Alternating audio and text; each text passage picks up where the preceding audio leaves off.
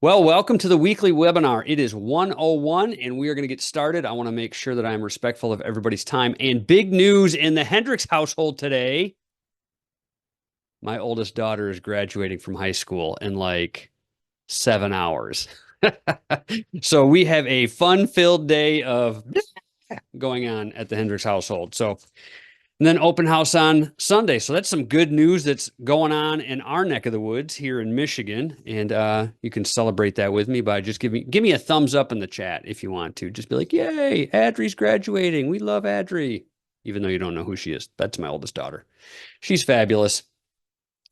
Anyways, all right, let's get started. This week, we are going to really tackle a tough topic, and that is toxicity and toxic culture in your business, your workplace, your organization, or I have even seen it in, yes, your church.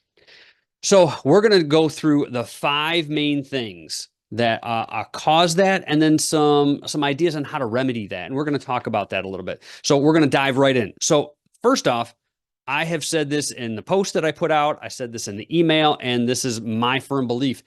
If you are a leader and you have negative climate and culture in your business, organization, in your church, it's on you, period.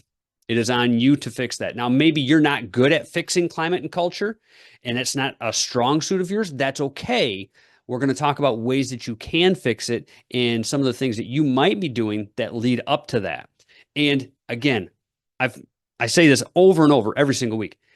What I teach is not hard. It is basic, but it is the basics done extremely well. I'm never going to give you highfalutin theory that you have to, have a master's degree in business leadership or whatever to figure out. No, it's really the soft skills of doing people really well and knowing how to navigate people, having the emotional intelligence to be a chameleon socially so that you can interact with certain groups, people, and still lead them and they follow, because you are not a leader if you don't have followers. If you are a leader all by yourself, you're just you having a great time by yourself.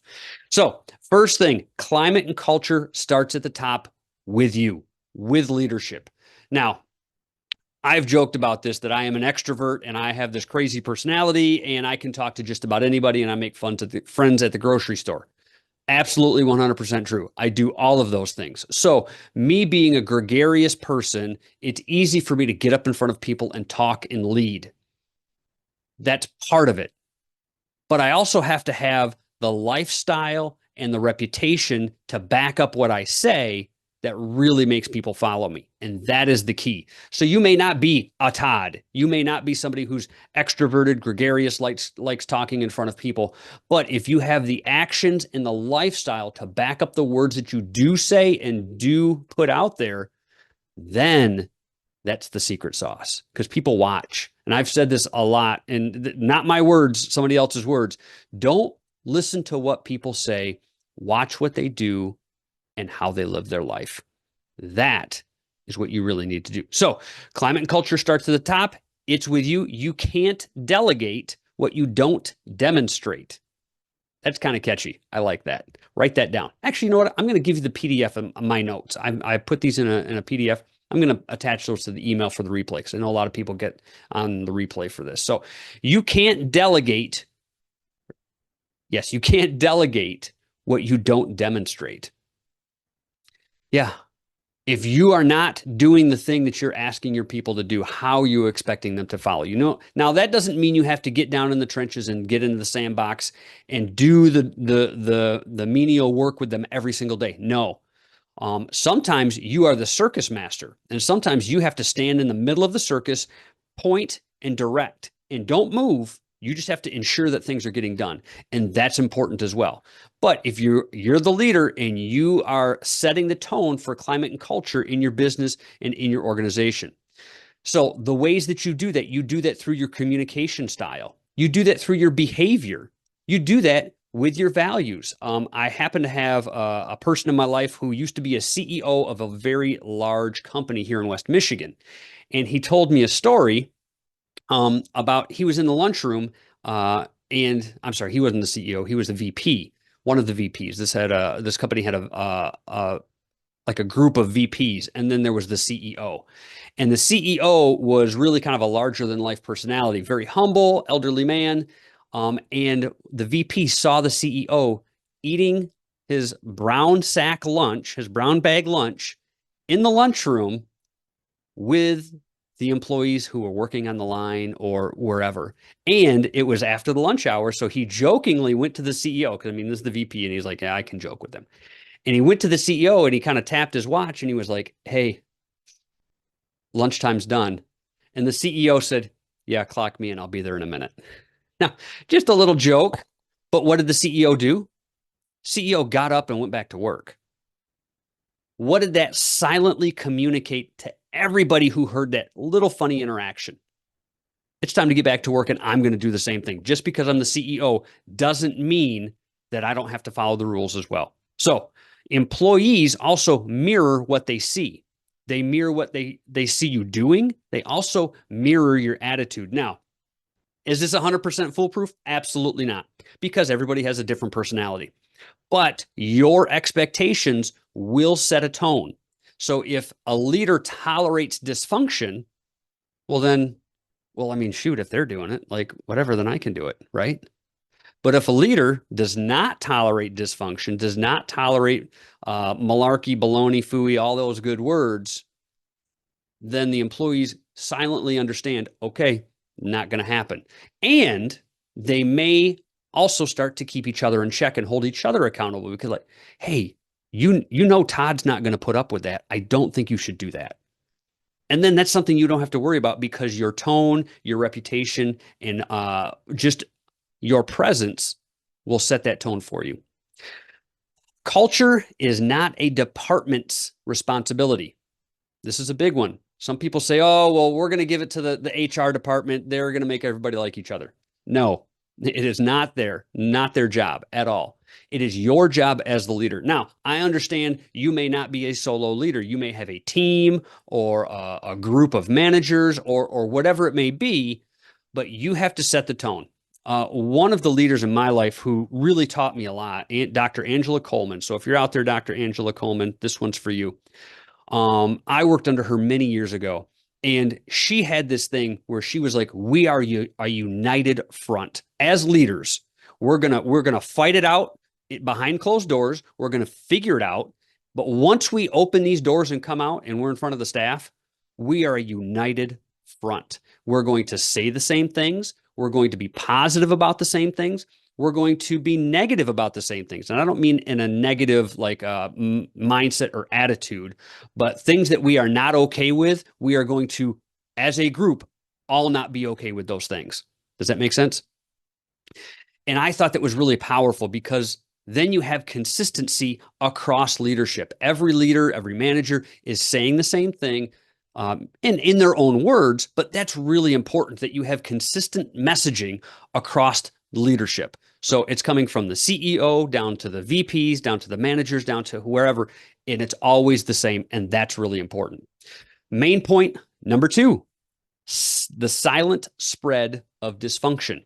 So what leaders allow becomes the standard. And people always say, oh, well, people will rise to expectations. No, they won't. They will sink to their lowest level of training most of the time. And that is my experience across a variety of organizations. So what does that mean? If you allow something, whether it's negative or positive, that is going to become the new standard, because what is happening? Your staff, your direct reports, they're all watching you. So really good example. Let's say there's a disagreement in a meeting, and one of the direct reports raises their voice and yells at the owner, and the owner does not address that. Well, the owner just allowed that then.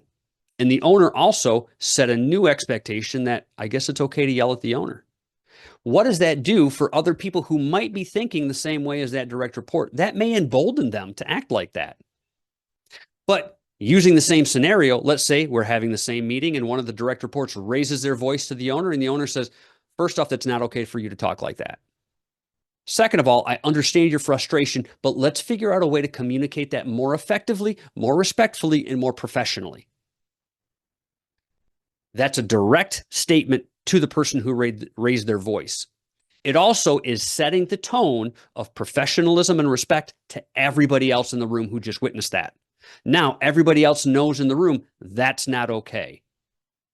You don't have to be an over, I don't want to say an ogre about it, but you do have to have a strong yes and a strong no. And I've said this a bunch of times. I want to get into this just for a second. When you have a strong yes and a strong no and a strong opinion, all of those can be communicated respectfully, but those also show strength for you. So that scenario that I just laid out, somebody raises their voice to the owner and the owner says, that's not okay. You're not going to talk like that. That's not professional. That's not respectful. And that's not communicating respectfully. Okay.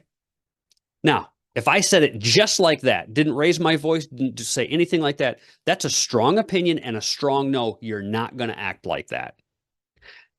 That's communicating some things. Now, some direct reports, staff, employees, they'll feel that and they'll get all stiff. They're like, oh boy, I don't know what to do. But if you also have a strong yes, like, hey, we've had a really rough week. We've been, really going at it. Do you think we could give the entire staff an extra 15 minutes of lunch? Would you be okay with that? Yes. I love that idea. Great idea. Put it out to the staff so everybody knows we'll do it on Friday. Okay. Hey, Todd liked that idea and he really went for it. So having a strong yes and a strong no gives you balance. And when you have, because if you're just a no person all the time, that kind of communicates some things about you. If you're also a yes person all the time, sometimes it shows a lack of strength on your part as a leader. So having a strong no and a strong yes gives you balance, because then it's like, if I ask for this, they could say yes, they could say no, but they're going to have a reason either way. And sometimes they do say yes, and sometimes they do say no. That's just life, and that's how it goes. So what leaders allow becomes a standard. Some subpoints on that. Poor climate often grows quietly through gossip, resentment, disengagement, and unclear expectations. Again, leaders, you have to communicate expectations. You have to communicate clearly, effectively, and often. I always use the analogy of kids. Most of us on this call or watching this have children or have babysat children, and you know that you don't ever tell a kid something one time. It's always multiple times. Sometimes it's for 18 plus years that you're telling your kid to clean up their room or put their shoes under the bench or whatever it is. You have to be repetitive, and that's part of what are we doing when we're telling our kids the same thing over and over again? Are we just being annoying? No, we're training them. If you think about it, that's what raising kids really is. We are raising kids. We are training them to be successful adults so that when they leave our house, they don't crash and burn. We are constantly training them. That's why we tell them to clean their room, so they learn discipline and learn to pick up after themselves and learn some sort of order and organization in their life. Our employees and our direct reports are the same thing. We have to have consistent communication with them. That helps. Also, if you are a leader, you cannot avoid conflict. You don't have to enjoy it, and you don't have to engage in it often, but you can never run from it. You can set parameters around it. You can change the date and time of it, sure, but you cannot run from it. If you run from it, you will appear to be weak in front of your direct reports, and maybe that you don't want to deal with something. And I've seen this recently. I was talking with somebody who has people, direct reports, who are older than them, and I've experienced the same thing. I once had a direct report who fought in Vietnam. This guy was twice my age, and that was intimidating to me. Plus, he was a tall guy, and I'm not. And he was my direct report. Now, he had so much more life experience. He fought in Vietnam, and it's like, man, how can I tell this guy anything? But because I was in a position of leadership, he still looked to me for leadership. And once I kind of pulled myself up by my bootstraps and realized this guy needs me to be a good leader, regardless that he's twice as old as me. He needs me to be a good leader. And so that's what I had to do. Now, follow through is another thing that we need to talk about. When you say something, you have to do the thing, whether it's positive or negative, whether it's positive effect on your direct reports or they're not going to like it. You have to do it because your word is going to be the standard from which they operate. So if you say, yes, I'm going to give you 15 minutes of extra lunch for free on Friday or paid lunch, then you had better do that, because then that shows, again, consistency in your communication. Also, if you're going to say, hey, no, I'm not going to do that, please don't ask again. We're not going to do that. Well, then they ask again. Nope, that same answer as yesterday. We're not going to do that. Oh, all right. Well, okay. You have to be consistent in that. Also, presence. Now, this is something that is difficult. People who with very big personalities, people who are extroverted, who are gregarious, it is easy for them to stand in front of a room and talk. And it is easy for them to have presence. Not all leaders have those subtraits. Some leaders are quiet, they're reserved, but you still have to have presence. Here's a trick, and you're going to see this now on TV today, or whether you're watching the news or whatever. You are going to see leaders do a couple things, and I'm going to put my hands in front of the camera. You're going to see leaders do this. They're going to put their fingers together, just like this, and they're going to talk like that because that's a power position. People who just leave their arms down at the sides like this, and don't move their arms, sometimes that can be perceived as weak. So a lot of leaders look at, any sort of press conference with, a head of state or anybody else, you'll often see leaders put their fingers together like this. Or they will keep their elbows bent and have their hands folded like this right in front of their waist. That's another power position. Or they'll keep their arms bent and just, keep their hands in front of them. Another power position. Just those little things can add presence to your presence in front of your staff. And having a presence doesn't mean you have to have a loud, booming voice, but it does mean that you command respect. Now, that's going to look different for everybody. Some of you are loud, gregarious people. Some of you are not, and that's okay. You have to find your presence. And what does that look like? I don't know. Call me. We'll do a private call. I can help you find that. All right. Number 3, accountability without blame. Don't ignore problems, but also don't blame others. If you are the leader, you take the blame. Now, what if it wasn't your fault? That's okay. Still take the blame. Now, if it's Todd's fault and Todd's your direct report and Todd screwed up and Todd's the reason that it's all messed up, do not blame Todd in front of others, because that will then disengage me. That will make me resentful and I won't want to work for you. But if you come to me privately and say, Todd, man, you screwed up. This is your fault. We need to fix this, and I'm going to depend on you to help me with this fix. So let's make this happen. Okay? Yes. Publicly, yes, there was a problem. We're working on it. We will fix it. Yes. Yep. Don't worry about it. We're going to take care of the problem. Yes, it's been addressed. Now, Todd, sitting off to the side, doesn't hear his name called publicly. That makes me feel better. Now, privately, yes, I fully expect to hear that conversation privately. Publicly, don't ever do that. You publicly shame somebody, then those are going to be the people who gossip, who stir the pot, and create toxicity in your workplace. And that stems from you because you called him out publicly. Accountability invites respect and creates a culture of psychological safety and trust. Now, I was on a call yesterday. Some of you may have heard this before, but accountability does not mean people have to get in trouble. That doesn't mean a write-up. That doesn't mean a letter of censure in your file. Sometimes accountability is just a question, and that's it. Like holding people accountable doesn't have to be a negative consequence all the time. Sometimes does it need to be? Yes. But does it have to be all the time? No. Sometimes this is what accountability looks like. Hey, we need that report at 3 o'clock. Can you make sure you have it done by 3 o'clock? Yes, Todd, we'll have it done by 3 o'clock. Great. Report's not done by 3 o'clock. Now it's tomorrow, and I needed it yesterday at 3 o'clock. So now accountability looks like, hey, I needed that. Now we're behind, and now that's negative, right? You missed a deadline. I'm going to have to give you a write up, or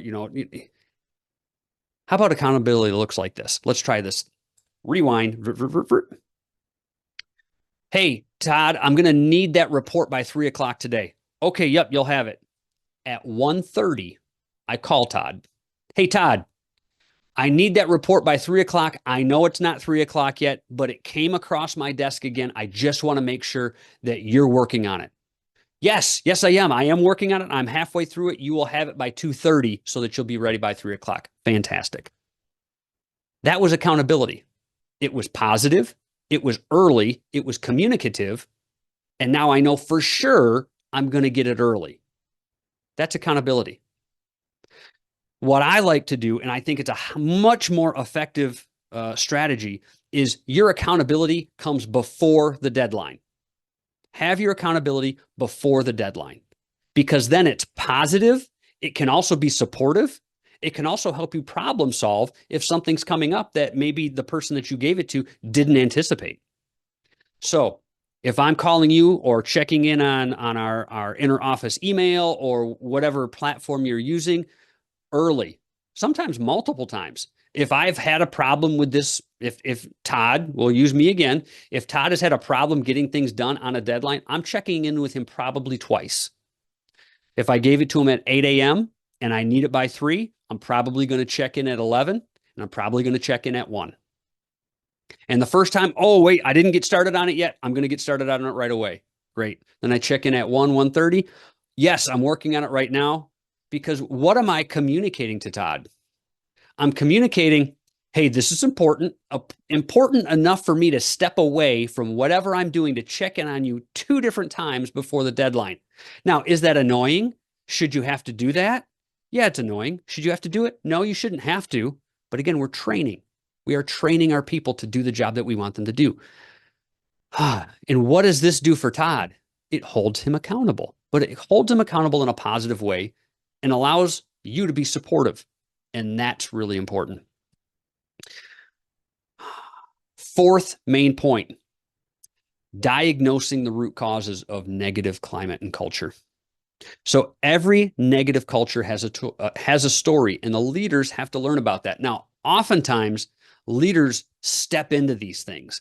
You've got a new position and you didn't know that Jim and John hate each other because they both dated the same girl in high school and she didn't marry either one of them.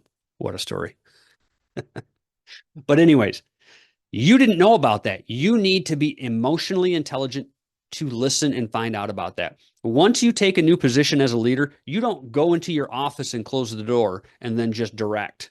You have to get out and you have to know your people and learn your people.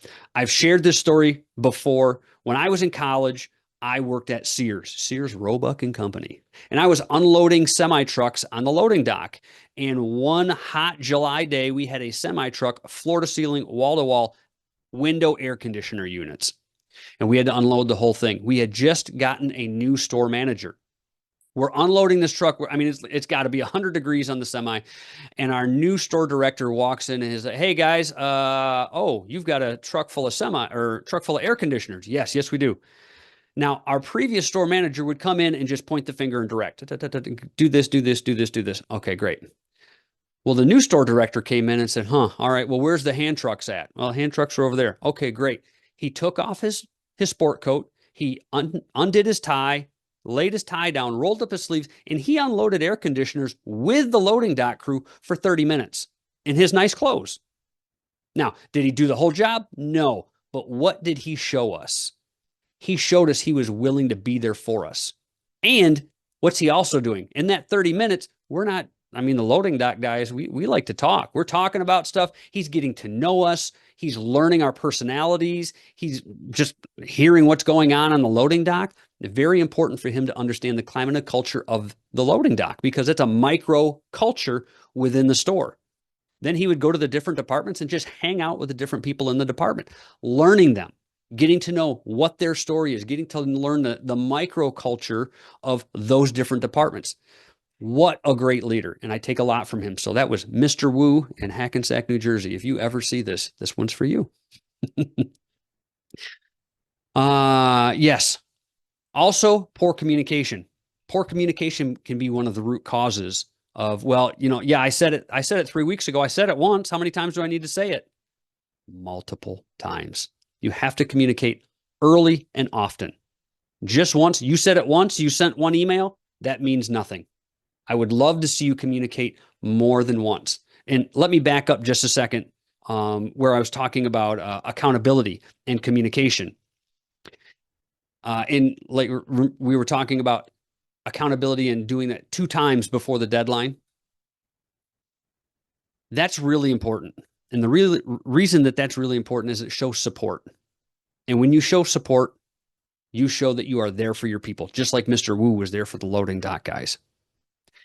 All right, let's go on. I'm losing my train of thought because I'm excited about graduation tonight. Inconsistent expectations. Again, my higher up said that when we leave the office, we are always going to come out as a united front. Yes, we have to have a united front and consistent communication frequently and often. And leaders, sometimes you have to play mom and dad. And I use this analogy as well. A lot of us are parents and we have kids. If you're a leader, you're the mom and dad of that business. You just have work kids. They may be tall and 35 years old, but that's okay. You are the work mom and dad. And sometimes you just have to get in the junk. Maybe that means going to the break room, sitting down next to somebody and say, hey, I know that you don't like Jim, and I kind of need to know why you don't like Jim. Is that going to have any negative repercussions that I need to deal with in any way, shape, or form? Whoa, shucks. Todd just figured out I don't like Jim, and now he's asking, oh. So again, supportive, but I also need to kind of figure out what's going on, and I need to be in the business. And I'm also kind of setting an expectation of, I got to know if that's going to affect things, because if it is, then I need to be more involved. Most people do not want you involved in their conflicts. So if they reassure you, okay, nope, not a problem. Me and Jim, yeah, we dated the same girl in high school. She didn't marry either one of us. Whatever. We're fine. We just don't like each other. Okay, good. That's all I need to know. I communicated a lot in that very, very short conversation. And that's another thing. Exceptional leadership is done in very short 10 to 15 second bursts. That was what I was thinking about before that I forgot. When you're holding somebody accountable and you're checking on them 2 times before the deadline, yeah, it's that. You're checking in on them and you're communicating with them. And why am I losing this thought again? It's because of graduation tonight. Please forgive me, but I'm super excited about it. Moving on, leaders must assess the emotional tone of their business and organization. You have to be emotionally intelligent. You have to know what's going on. And you also have to know how to navigate those people's emotions. Now, the world is a very vibrant and diverse place.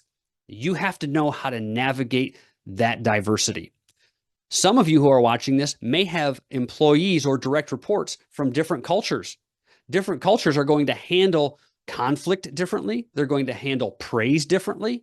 Then you have to get into the micro of just their personalities. So there's a lot of things to navigate. But here's the thing. If you are shoulder to shoulder with your people, if you are hanging out with them, if you are communicating with them on a consistent basis, if you're finding out if their kid won the baseball game over the weekend, or, hey, I'm really sorry, how was the funeral last week? I know that you were out for that. If you are just engaged with your people. Now, I'm going to give you a little leadership secret, and this is going to sound harsh, and I don't mean it to be harsh. You don't have to care. You don't have to care about the funeral last week. You don't have to care if Jimmy won his baseball game. But you do need to ask and you do need to listen, because that communicates something to your people. It communicates that you're there.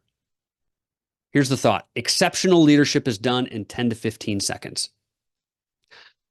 When I'm holding somebody accountable ahead of a deadline, it's 5 to 10 seconds that I have to send a quick email, send a quick text message, make a quick phone call, and that's it. It takes me 5 to 10 seconds to ask how little Jimmy's baseball game was. It takes me 5 to 10 seconds to ask how the funeral was last week. That's it. I don't have to store that information anywhere. I just have to listen to it and know that it happened. That's exceptional leadership. Now, does that sound kind of cold and callous? Sure. But like, I didn't know your great Aunt Margie. So I don't care. It sounds harsh and callous, but like, I don't have any emotional attachment to your great Aunt Margie, who I've never met and never heard her name before. But I care about you, and you're the one I'm asking. So how was Aunt Margie's funeral? Okay, good. Thanks for letting me know. I appreciate it. If you need anything, let me know. That took me 5 to 7 seconds to say that sentence, but communicated tons of information to my direct report. All right. All right. Last bullet point, number 5, rebuilding from the inside out. Cultural shifts happen when leaders show up differently. Now, maybe you are a leader who let things go. I've seen this. You're a good leader, but you just didn't want to deal with the mess. You didn't want to deal with the conflict. So you allowed things began to fester. Now, under your watch, things have gotten really negative, and now you have a negative climate and culture. You can't ask your people to change until you do. So you're going to have to show up differently in order to make that happen. Now, what does that look like? Well, there's a bazillion different possibilities for what that could look like. But what does that look like for you? Think about you. How do you need to show up differently for your direct reports? Do you need to have a bit more presence? Do you need to take your presence down a notch? Because that's a thing. You don't want to be overbearing. Little thing about Todd, there are people who I know that I've worked with where my personality is too much for them because they're very quiet, they're very reserved, and I'm not. So what I had to learn how to do was, when I'm talking and dealing with those people, I bring my Toddness down a notch or two. And I talk more quietly. Sometimes I talk a little bit slower. And I just have a softer presence with them so that they're more comfortable. And then when I get out with another extrovert or another alpha who's out there, I'm slapping them on the back and telling jokes and having a great time. But I'm also maintaining my professionalism, right? Okay, so you have to figure out what is good for you. How do you set your presence? Maybe ask some people around you what that looks like. I have used this analogy with several people recently. Find out the thing that makes you go, oh no. Find your really strong no. And I did this exercise with a couple people on a call this past couple weeks. And I said, what about a political opinion? Do you have a strong political opinion? No, not really. Okay. All right. And then here's the one that it usually worked. What if a strange man walked into your yard and tried to hand your kids a piece of candy? Oh no, it's right. Exactly. There. That's that mama bear mode. That's that protector mode. That's that warrior mode. Now, I'm not saying that you have to embody those things, but that thing that rises up within you, they're like, oh, no, no, no, no, no. That authority, that dominance, that protection, that's something to figure out about yourself, to find out about that. Hold it. And now it doesn't have to come off like that. You don't have to say it, those things, but that is like, you know, if I'm out cutting the grass and some strange man walks into my yard and tries to hand my youngest daughter a piece of candy. Whoa, hold on. Hi there. Yes, I'm going to come talk to you. Yes, sweetheart, you're going to go inside and I need to talk to this man privately. Absolutely. Yeah, I'm going to smile, but maybe I'm going to punch you in the throat. I don't know, but we're going to figure it out. Having that switch where you are absolutely 100% confident about what you're saying. Having a strong yes, having a strong no is part of that system. So how are we rebuilding from the inside out? Lasting change begins with leaders who are modeling the behavior they expect. Sometimes it's vulnerability. Sometimes that connects with people like, hey, you know what? Things got bad. My fault. I'm taking responsibility for that. And I'm also going to take responsibility to fix it. That might wake people up. Like, wow, Todd's not talked like this in a long time. We should pay attention. We should listen. You know what? Todd has also said the same things over the past 3 weeks. He's being very, very consistent. I can see that he's trying. Now, I have a client that I worked with last summer, and that was the only thing we focused on was consistency. So that's all you need to do. You just need to be consistent. When you say it on Monday, say it again on Wednesday, say it again on Friday, and then your conversations on Tuesday and Thursday are going to support the things that you said Monday, Wednesday, Friday. That's it. And you know what? Marvelous turnaround for that person's business. Just consistency. That's all we focused on was consistency. And that was what it took to start turning that business around. Now, were there other things that we talked about and did? Sure, yes. But the consistency was the big piece. And clarity. Clarity. Your people have to know why they're doing what they're doing. Vision and mission. These are big. And if you have a mission and vision that you can point to every single time, like people first, right here over my shoulder, people first. My company is based on people first, putting people first.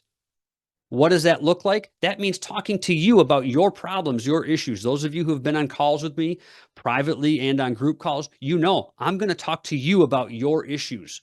This is not about Todd spouting off something that Todd learned on somebody else's webinar. No, this is about how do we fix your issue and how do we make it better for you? People first. That's my mission. That's my vision. Growing people to be better leaders so that they can be respected and run their business and organizations really, really well. And I hope that you've seen that over the past months and years working with me and watching my videos. So consistency and clarity. You have to know what you're working towards. And the last thing is repairing culture is less about policies as it is about daily interactions and decisions. I know people that when they want something in their company or their business to change, they're going to make a new policy. They're going to write a new policy. All right, well, starting on next Monday, we're going to do da-da-da-da-da-da, and that's going to be the policy that nobody's going to do in a week and that you're not going to be consistent in holding people accountable to. So have a water cooler conversation. Go to the lunchroom. Go to the break room. Check in on them. Sit with somebody at lunch that you don't normally sit with and talk to them about Jimmy's baseball game. Or, hey, you know, when we instituted that new thing last week, you didn't like it. I could tell. It's okay. Call the baby ugly. Say the thing. Like, yeah, I could tell you didn't like that thing. Why didn't you like that thing? Let's talk about it. Just that open, honest vulnerability can go so far for your direct reports and the people in your organizations that look up to you and look to you for leadership. Here's the thing. Even if you have a direct report who hates your guts, they're still expecting you to lead. Even if you took the job that they wanted, they're still expecting you to lead. Even if they hate you because you dated their ex-girlfriend in high school, they're still expecting you to lead. So you have to lead. Do so professionally, do so respectfully, have a strong yes, a strong no, and you will start to change that negative culture if you are consistent and provide clarity for your people. So I'm going to open it up. I'm open up the chat. Some people are in the chat. If you have something that you have a question about or a situation or a scenario, you're welcome to unmute yourself and come on camera if you want to. Just know this does get posted on YouTube. Or if you want to put something in the chat, I'm monitoring the chat. If you want to look at something there, I'd be happy to take any questions there as well. I'll give you a couple seconds if you're typing. Look around the screen. It's just me right now. And a couple note takers and a couple people. I see you. All right. No questions are coming into the chat. Nobody's popping on camera. Thank you for joining me. I appreciate your time. And a little bonus. Check your emails. Check my social media. I have just today announced the launch of the People First Leadership Mastermind course. So that is a paid course where we meet weekly, but we do this every single week. We learn something new, but then we spend most of the time focusing on your problems, developing you as a leader, your specific situation. So if you find these webinars helpful, useful to you, send me a message, hit me in a DM, or email me and say, hey, Todd, I'm really interested in the new People First Leadership Mastermind course that you've got going. What does that entail? I'd be happy to have a conversation and send you more details on that. But check your email. You probably got something from me today, and it's on my social media. There's a link to register on all of those things, and I would love to have you join me in this community. I am also looking for founding members. Founding members get a free one-on-one with me that is extra in addition to the course itself. So check that out, and thank you again so much for joining me today. Oh, thank you, Jessica. I appreciate that. We will see you all. Replay should be out sometime later this afternoon. Have a great week, everyone.